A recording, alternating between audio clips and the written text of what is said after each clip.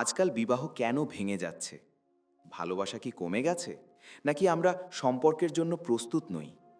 আমরা প্রেম করতে শিখি, কিন্তু সম্পর্ক ধরে রাখতে শিখি না।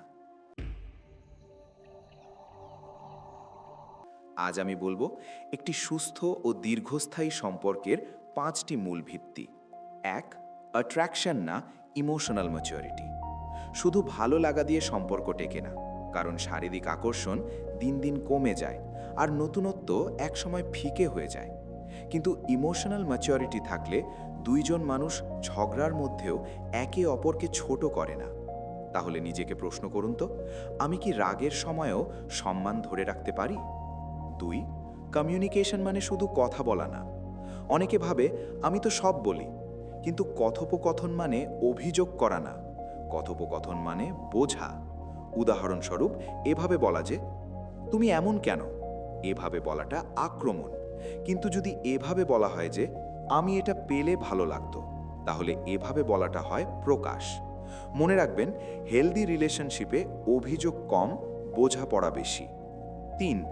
নিজের শূন্যতা অন্যের ওপর চাপিয়ে দেওয়া যাবে না। অনেকেই সম্পর্ক করে একাকিত্ব থেকে পালানোর জন্য। কেউ চায় নিরাপত্তা, কেউ চায় ভ্যালিডেশন।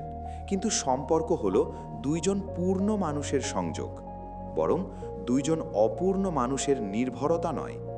সবচেয়ে কমন ও গুরুত্বপূর্ণ কথা হলো, তুমি যদি নিজেকে ভালোবাসতে না পারো, তাহলে অন্যের ভালোবাসাও সন্দেহজনক মনে হবে। 4. বাউন্ডারি না থাকলে ভালোবাসাও টেকে না। ভালোবাসা মানে সবকিছু সহ্য করা না। রেসপেক্ট ছাড়া রিলেশনশিপ টক্সিক হয়ে যায়। হেলদি বাউন্ডারি মানে হলো, আমাকে ছোট করলে আমি চুপ থাকব না, বরং আমার ব্যক্তিগত সময় থাকবে এবং পারস্পরিক সম্মান থাকবে। 5.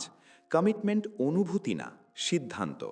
অনুভূতি ওঠানামা করবে, কখনো খুব ভালো লাগবে, কখনো দূরত্ব লাগবে, কিন্তু কমিটমেন্ট হলো, আজ ভালো না লাগলেও আমি কাজ করব এই সম্পর্কের জন্য। আসলে একটি সত্যি কথা হলো, ভালোবাসা টিকে থাকে চেষ্টায়, তাই চেষ্টা থাকলে অনুভূতি ফিরিয়ে আনা যায়।